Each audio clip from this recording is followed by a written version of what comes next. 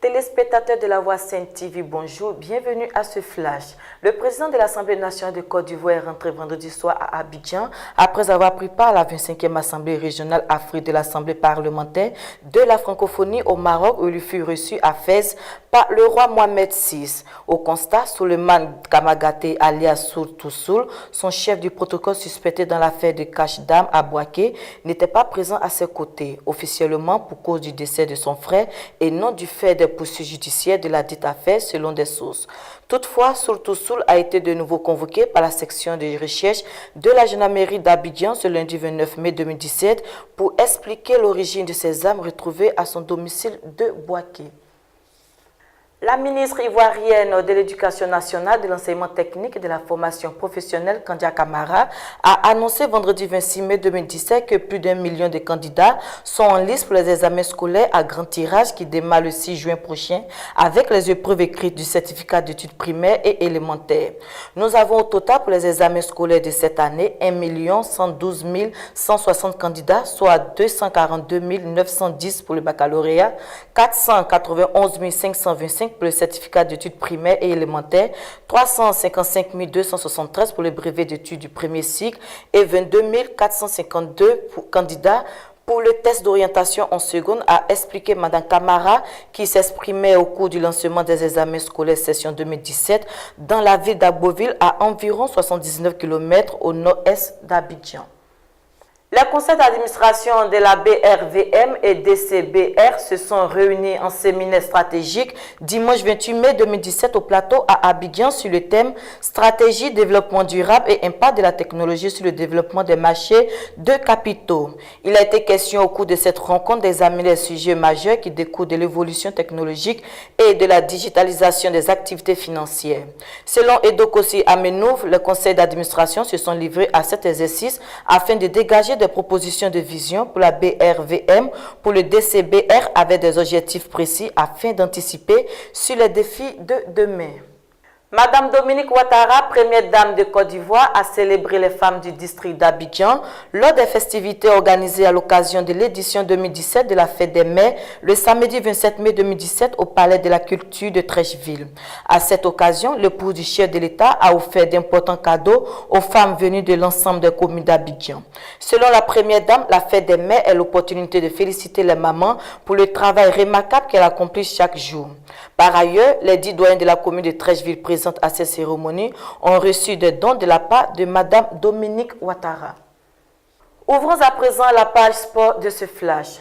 La sélection nationale ivoirienne est à Liège en Belgique en vue des préparatifs du match amical face aux Pays-Bas le 4 juin prochain et du match comptant pour les éliminatoires de la CAN 2019 au Cameroun contre la Guinée le 10 juin 2017.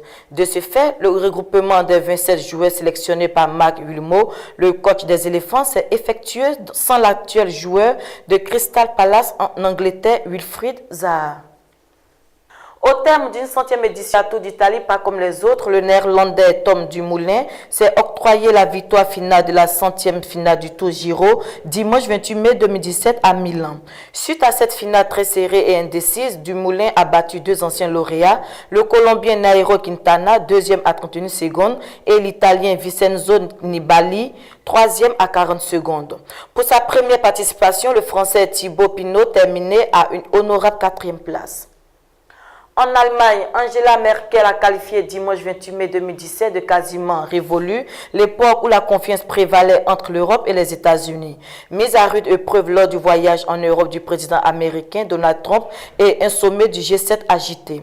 Angela Merkel s'exprimait dans la capitale bavaroise au lendemain d'un sommet du G7 Allemagne, France, Italie, Japon, Canada, États-Unis, Royaume-Uni.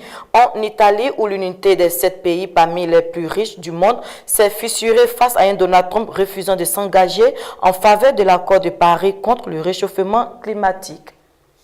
En Irak, depuis plus de 7 mois, les forces irakiennes mènent une vaste offensive pour chasser l'organisation État islamique de Mossoul, comme annoncé le vendredi 26 mai 2017. Les djihadistes opposent une résistance farouche à l'armée irakienne, appuyée par les forces de la coalition internationale, dont la France. En effet, en 2014, à la faveur d'une offensive éclair, les djihadistes de l'organisation État islamique se sont emparés de vastes pans du territoire irakien au nord et à l'ouest de Bagdad. Depuis, les forces de sécurité irakiennes ont regagné du terrain et désormais, selon des responsables militaires irakiens, les terroristes ne contrôleraient plus que 10% de la partie ouest de Mossoul, grande ville du nord de l'Irak et fief des terroristes. Mais la bataille est féroce. Une page culture pour mettre fin à ce flash. Le ministre ivoirien de la Culture et de la Francophonie, Maurice Badama, a décidé de procéder à la distribution de 4000 livres à 7 établissements scolaires et à l'École nationale supérieure pour promouvoir la lecture dans le milieu éducatif. Qui ouvre le chemin du livre ferme la porte à la violence, a déclaré le ministre Maurice Badama, expliquant qu'il serait important d'offrir des livres aux apprenants et aux formateurs pour qu'ils puissent aimer la lecture, en ce sens qu'un livre est un refuge contre les agitations. Il l'a exprimé lors de l'ouverture de la 9e édition du Salon international du livre d'Abidjan-Silla.